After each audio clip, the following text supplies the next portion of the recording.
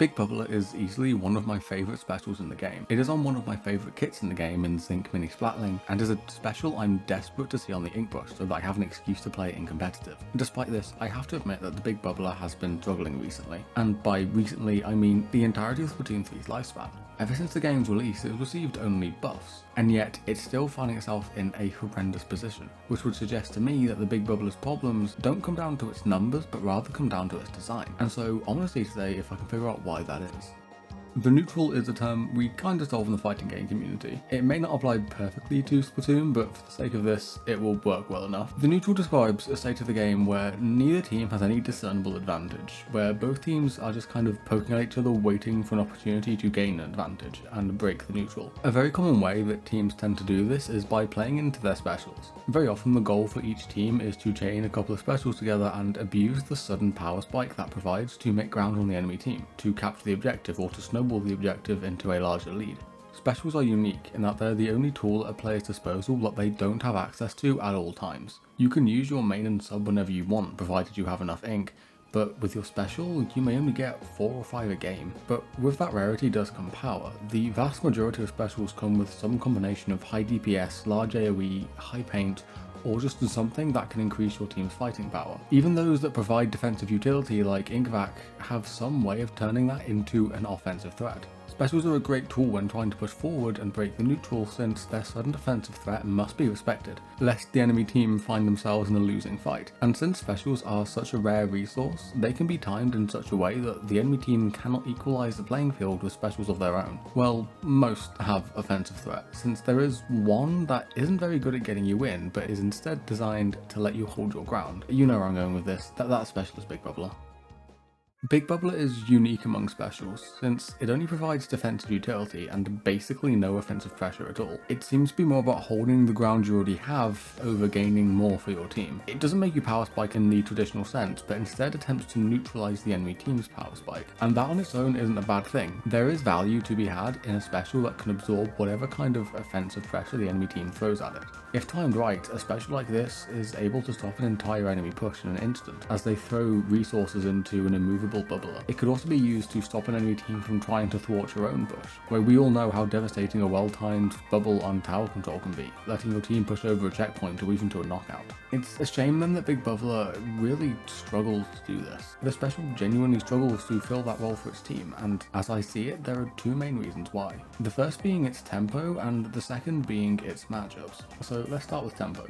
When activated, the bubbler's generator is placed at your feet, and after a short delay, the barrier appears. And that's it. That's all it does. It doesn't move, it doesn't paint, it doesn't threaten the enemy in any way. That is part of its design, sure. It's meant to protect and not attack, but an issue arises when you realise that it also doesn't do much to force the enemy team's hand. If you were to use the Big Bubbler to preempt an enemy team's special push, there's nothing that forces them to use their specials on that bubbler. They can just look at it and decide to wait for it to be over. It's not like Inkvac, where it can be used to protect your team as they move forward. Choosing not to invest resources into the Inkvac runs risk of just letting the vac and the players it's protecting move forward without being contested. Big Bubbler's stationary nature means that it can't exactly do the same. Trying to move forward with Big Bubbler means stepping outside the shield and just leaving you vulnerable again. On top of that, the startup time on the shield can also mean that using the bubbler to react to a push isn't as strong as it could be. It's possible for shots to sneak through before the shield is up, and if you happen to get one shot by an Inkjet or a Zuka or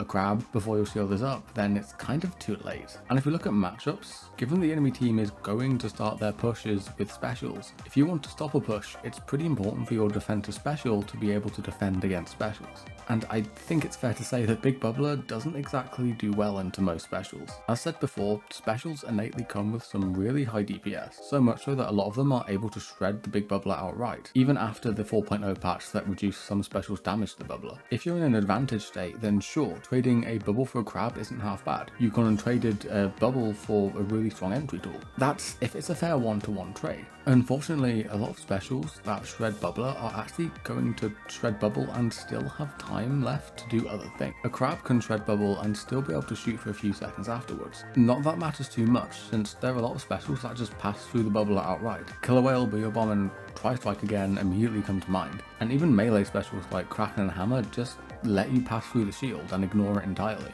Though I am going to be fair to Big Bubs and recognise that it does have a few good matchups. It is able to hold its own really well against Tenta missiles, and it doesn't get shredded immediately by both Inkjet and Zuka. It's actually down to this that Bubble is in one of the best positions it's been in a very long time. Though by best position I do mean it isn't a contender for worst special in the game. Inkjet is a very common special, and Twizuka is easily the best special in the game. If you can use your bubble to stop 1 or 2 shots for Twizuka, you've already gotten really good value out of it. Being able to have a somewhat good matchup against these specials means you're at least going to be in a half decent spot, I guess. But it's also these matchups that make Big Bubbler such a hard special to get right. While Bubbler struggles against specials, its matchups against most main weapons is honestly pretty good. The Bubble has a total of about 2400 HP, and that is a lot. For reference, that's 2.5 Rainmaker shields. You can't just increase its HP or decrease the damage specials deal, since that would leave Bubbler in a place where it's strong against everything and would just be unhealthy for the meta. You can't just increase its duration, since it already lasts for 15 seconds, which is already long enough. You can't increase its radius, since that makes it easier to enter the perimeter, and you can't make it smaller, since now it holds even less ground. And that's it. We're out of dials we can turn to affect the balance. Nothing short of a rework, I think, would put Bubble in both a strong and healthy spot, with one exception. There is one way I feel Big Bubbler could find itself being used, and that's if we abandon the idea of it being a team support special. What if, instead of a support special used for its team to hold ground, it was a more selfish special that let only 1 or 2 players defend themselves? What if, instead of a support tool, we think of it more as a skirmishing tool? This really changes how we view the special, since a lot of its flaws I mentioned earlier stop mattering as much. They don't go away, but they're not as important. You still can't easily use it very reactively, but the special not being a very forcing special doesn't really mean much when you're already in an annoying part of the map trying to fight enemies. The poor special matchup now means very little, since, well, if you're using your crab to get rid of one guy in a bubble who's away from his team, that's not exactly a great use of your special. And the strong main weapon matchups suddenly have a whole lot more value, since that's how people are going to want to be fighting you. This is the playstyle that the Zinc Mini Splatling and the Splat Roller already naturally play into.